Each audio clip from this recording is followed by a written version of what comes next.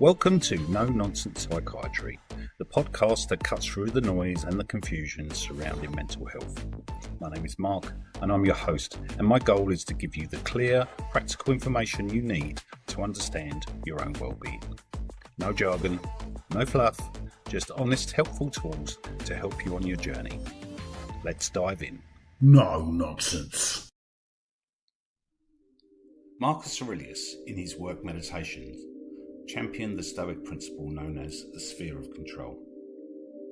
This is arguably the most fundamental and practical lesson in his philosophy, and it provides a clear and dividing line between what you should concern yourself with and what you shouldn't accept. The core of Marcus Aurelius on control, the philosophy states that you must clearly distinguish between things that are up to us or in our control and those that are not up to us outside our control. But what can we control? The sphere of self. And this is the only place where true power, tranquility and freedom reside, and these things are entirely internal. So they would be your opinions and judgments, the way you choose to perceive and interpret an event. If you are distressed by anything external, the pain is due to the thing, not the thing itself, but your estimate of it. And this you have the power, I guess, to revoke at any moment. Yeah. So your desires and goals, what you choose to value and strive for, your intentions and actions, the effort that you put into tasks and choices that you make, your character and virtue, your commitment to being just, honest, disciplined and wise, and your reaction, how you respond to an external event, regardless of how painful or unjust it is. So what can't you control? Well, as we said, we can't control external events, and obsessing over these things are guaranteed a path to frustration, anxiety, and ultimately suffering. The outcome of your actions. You can prepare diligently, but success is never guaranteed. Other people's opinions, what others think of you, whether they praise or criticise you, other people's actions, their choices, behaviour and mistakes. It's silly to try and escape other people's faults. They are not escapable, they're inescapables. Just try and escape your own thoughts. Health and body. You don't even control if your body gets ill, whether you get an injury, you can't control aging, and ultimately you can't control your death. Your reputation and status, okay, that's how society views you.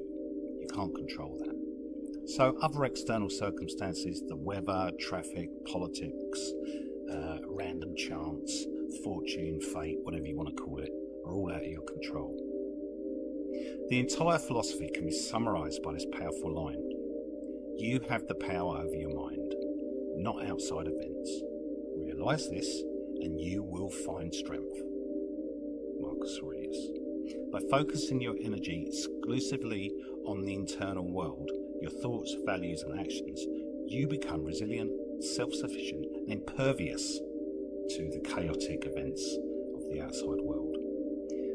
This inner focus is what Marcus Aurelius referred to as retreat into the inner citadel. No nonsense. Welcome back to No Nonsense Psychiatry, episode 31, and this is the show where we cut through all the noise and give you practical tools for a healthier mind. Today we're looking at reframing your perspective and looking for lessons in those difficult situations. Today we're talking about perspective.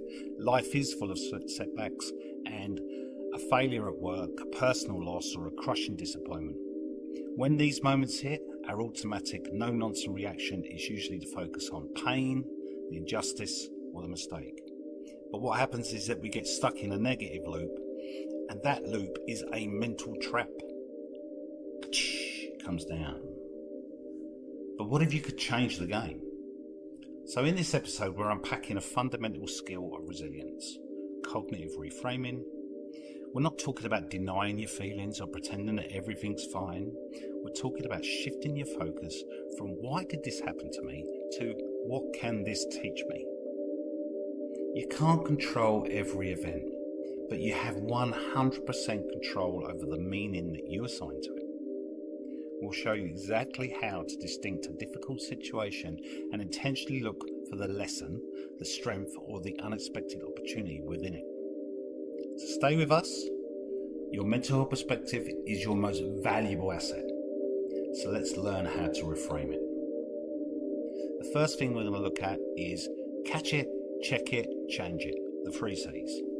And this strategy breaks down the process of dealing with unhelpful automatic thoughts.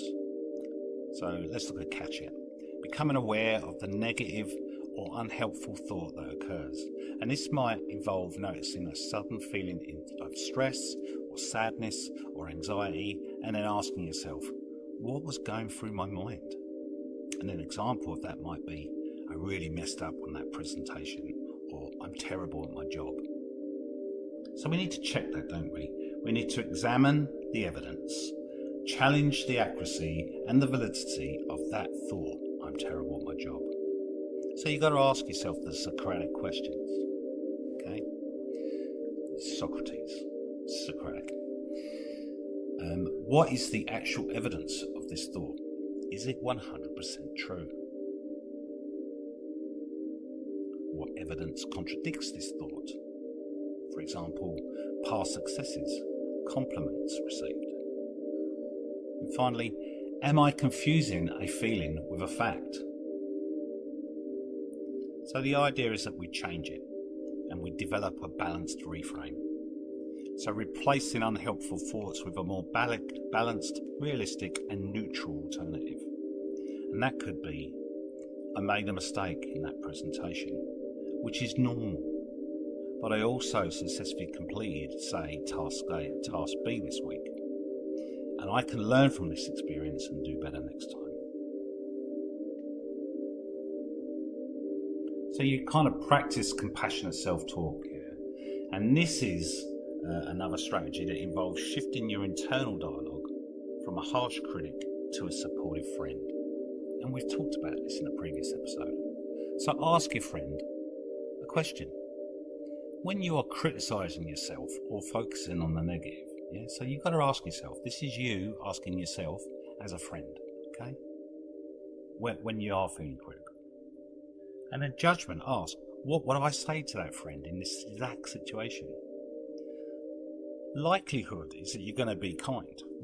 Likelihood is that you're going to encourage them and focus on their strengths or the lesson to be learned, not call them a failure. You can use realistic affirmations. Instead of trying to force an unrealistic positive thought, your affirmations are both true and powerful. So from the affirmation, I must be perfect, you could now say, I am capable and I am learning. Mistakes are opportunities for growth. So you've gone from I am perfect, or I must be perfect, to I'm capable and I am learning. Mistakes are opportunities for growth. And you can see from that statement, basically, that you're acknowledging that you can do this, okay? But sometimes you need a bit of practice, and that's the learning, But when you make mistakes, that's your opportunities to make your presentation a little bit better next time, say for instance. So acknowledge and validate. Don't try and to deny or the negative emotion. Instead of acknowledge it. It's first before reframing. So just acknowledge it first. I'm angry. Or whatever. You could say, I feel really disappointed right now, and that's okay. But this is a single event, and it doesn't define my future. So you change the lens and you explore the alternative explanations. This strategy helps you break free of that black and white or catastrophic thinking, but deliberately searching for other possibilities. You could brainstorm alternative views. For any situation that's causing a negative spiral, force yourself to write down at least 3 other plausible explanations for what happened. So the original 4, personalising. My friend hasn't returned my text. They must be mad at me. So let's look at 3 different alternatives. 1, they're simply busy with work. family, and they haven't had a chance to check their phone. 2. They saw the text, forgot to reply, and will respond when they next look at it. Or 3. The message failed to send, and they don't even know that you've texted them. So you're shifting from problem to opportunity, aren't you? So you frame a challenge not by a fixed failure, but by an opportunity for learning, growth, and a chance to change direction. So you go from this unexpected event ruined my plans to this setback is inconvenient, but it gives me a chance to practice my resilience and find a creative solution.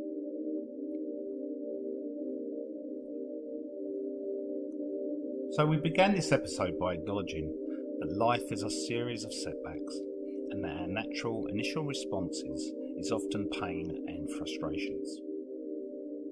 But as we discussed, challenging that wisdom of Marcus Aurelius and the practice of cognitive reframing gives you an entirely different path. The central lesson today is that you're not a slave to external events. You can't control the economy, the weather, or what your colleague says about you, but you have absolute 100% power over the meaning you assign to those things. Your true strength, your inner citadel, is found in the things that you can control. Your perception, your judgment, your reaction. Your choice to look for the lesson.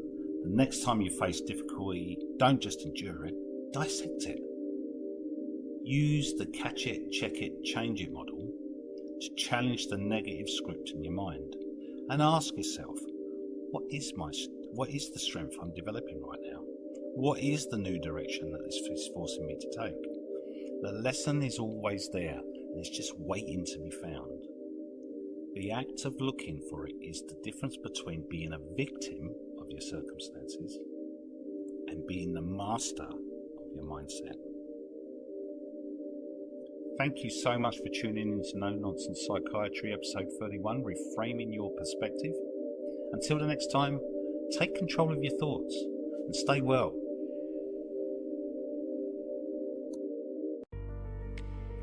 Before we go, if you found the podcast helpful, please share it with someone who might benefit from it. You can also support the show by subscribing and leaving a review. It only takes a moment, but it makes a big difference in helping us reach more people. Thanks for listening, and I'll catch you in the next episode of No Nonsense Psychiatry. No nonsense.